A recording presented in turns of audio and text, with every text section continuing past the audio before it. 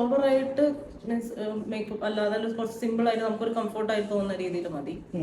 പിന്നെ നമ്മള് hair setting ഒക്കെ കുറച്ചൊരു ഹമ്പാക്കി വെച്ചിട്ട് ബാക്കിൽ കുറച്ചൊന്ന് കേൾ ചെയ്യുന്ന രീതിയിൽ അങ്ങനെ. ഹായ്, ഇത് നിമിഷ.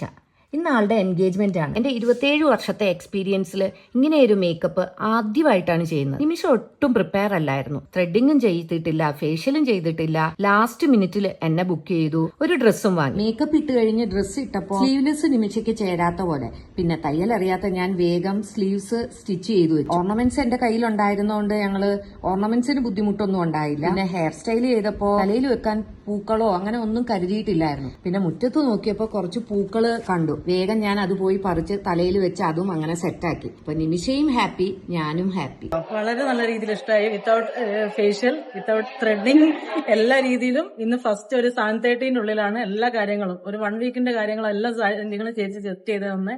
അതുകൊണ്ട് നല്ലൊരു എക്സ്പീരിയൻസ് ആയിരുന്നു.